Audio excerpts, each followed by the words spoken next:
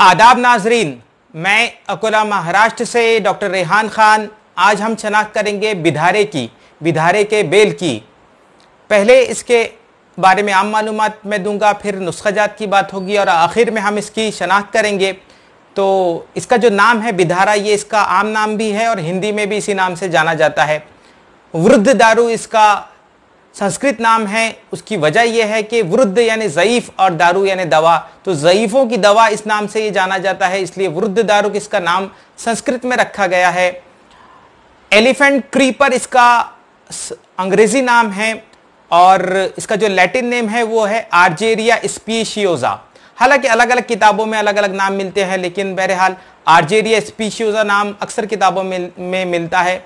और इसका एक मराठी नाम भी है जो कि काफ़ी तजब्जुब पैदा करता है, चूँकि इसका मराठी नाम समंदर सोस या समंदर शोश या समंदर सोख है, जो कि और एक पौधा होता है जिसका भी नाम समंदर सोख के नाम से मिलते हैं, जिसके बीज दर हकीकत वो एक मुख्तलिफ पौधा है। वो एक तुलसी की किस्म है जिसका लैटिन नेम है सैल्विया प्लेबिया या पैलेबिया।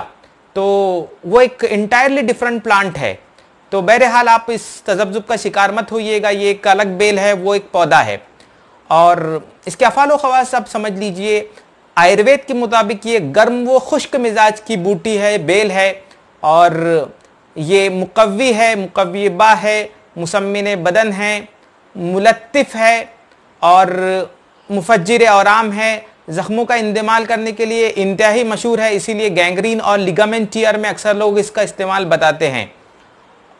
मज़ीद इसके ताल्लुक़ से जो कि इसका नाम है वृद्ध दारू, वही सबसे अहम हो जाता है इसको लेकर।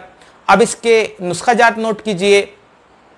पहला नुस्खा जो कि है मुसम्मिन बदन के तौर पे, इसमें करना यह है कि अजगंद नागोरी का सुफूफ लेना है और उसमें हम वज़न मिकदार में बिधारे का सुफूफ मिलाना है और ये दोनों अज्जा का एक मुरक्कब बनाकर फिर वो मुसम्मिन बदन के तौर पे 3 से 5 ग्राम की मिकदार में दूध के साथ इस्तेमाल करना है।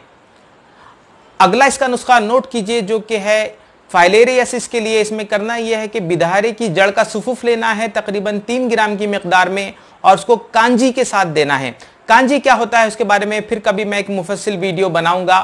बहरहाल अब इसका अगला नुस्खा आप लोग नोट कीजिए जो कि है मुफज्जिर औराम के तौर पर। इसमें करना यह है कि इसके पत्तों को कुचल कर उसकी एक लुगदी जैसी बनाना है और वो फिर वर्मों की जगह पर रख देना है, या फिर ज़ख्मों का इंतमाल के लिए भी इसी तरीके से हम इस्तेमाल करेंगे, या फिर गांठों को मुफज्जिर करने के लिए भी हम, गांठों की तहलील करने के लिए भी हम इसी का इस्तेमाल करेंगे। अगला इसका नुस्खा जो कि सर्दी ज़ुकाम के लिए है वो नोट कीजिए। इसके 4 अज्जा हैं, बिधारा है, तबाशीर है, मुलेठी है और दारचीनी है। ये चारों अज्जा हम वज़न मिकदार में लेकर इसका सुफूफ बनाकर एक मुरक्कब तैयार करना है और फिर वो मुरक्कब 3 से 5 ग्राम की मिकदार में सर्दी ज़ुकाम के मरीज़ों को दिया जाना चाहिए। तो इस किस्म के इसके नुस्खाजात थे मंतकी मुफरदात की दुनिया में, और इसको आसान तरीके से याद रखने के लिए इसका जो संस्कृत नाम है आप उसकी मदद लीजिएगा। संस्कृत नाम जो है वो है वृद्ध दारू यानी ज़ईफ़ों की दवा या बूढ़ों की दवा। तो बुढ़ापे की लाठी है ये, बेशक बहुत बेहतरीन किस्म की दवा है। इसके जो बाकी के नाम है घाव पान इसलिए है, और घाव पत्ता भी इस नाम से भी जाना जाता है। एलिफेंट क्रीपर इस नाम से जाना जाता है और गधा पान भी इसे कहते हैं। तो इस किस्म के इसके आखिर में नाम मैंने आप लोगों को बता दिए। बहरहाल अब आप हजरात इसकी शनाख्त कीजिए। मुशाहिदा कीजिए बिधारे के फूल का। ये देखिए ये फूल है, दूसरी किस्मों के भी फूल इस किस्म के होते हैं, लेकिन इसके बेसमेंट में इसकी कलियां हैं, यही इसकी मुतफरिक शनाख्त है। हालांकि इसके पत्तों से भी इसकी शनाख्त की जाती है। तो ये देखिए इसकी कलियां जो कि बारिश के मौसम में आती हैं, ये देखिए तकरीबन सितंबर और अगस्त से सितंबर की ये इसकी हालत है। ये देखिए ये इसका पत्ता जो कि इसकी मुतफरिक शनाख्त करने के लिए काफी अहम है। ये पत्ते मुलायम होते हैं और मोटे होते हैं। ये देखिए पुष्ट की जानिब से पत्ते कुछ इस किस्म से नजर आते हैं, और ये देखिए इसका नया पत्ता और इसकी कली भी दिख रही है आपको, अपाइकल बड जिसे कहते हैं। तो ये इसके नए पत्ते, पुराने पत्ते और ये इस बेल की बारिश वाली हालत। हालांकि इसकी जैसी और 2 बेलें होती हैं जिनका नाम है आर्जेरिया बोसीना और आर्जेरिया इनवैल्यूकरेटा। तो बहरहाल वो एक अलग ही चीज है। उनके फूल तकरीबन ऐसे होते हैं लेकिन उनके पत्ते मुख्तलिफ होते हैं और बाकी की चीजें भी मुख्तलिफ होती हैं। तो ये बॉटनी की जुबान थी हालांकि। बहरहाल अब आप इसकी आगे की शनाख्त कीजिए, मुशाहिदा कीजिए। अब ये इसकी फरवरी वाली हालत है जबकि फूल गिर चुके हैं और फल लग चुके हैं। ये देखिए इसके फल जो कि तकरीबन फरवरी से अप्रैल तक मिलते हैं, अलग अलग इलाकों में अलग अलग तरीके से। ये देखिए इसके फल सूखने पर कुछ इस किस्म की हालत में होते हैं।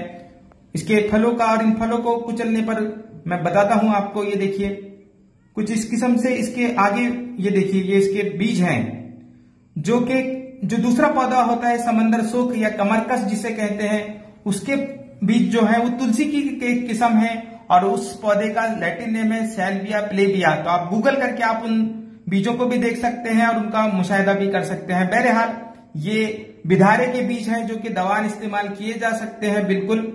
तो इसकी जसामत यकीनी तौर पर जो समंदर सोख है उनसे काफी ज्यादा है, काफी मोटे होते हैं ये। तो बहरहाल मैंने आपको तमाम जावियों से बिधारे की शनाख्त करवा दी। अब उम्मीद करता हूं कि आप हजरात किसी किस्म के तजब्जुब का शिकार नहीं होंगे। खुदा हाफिज।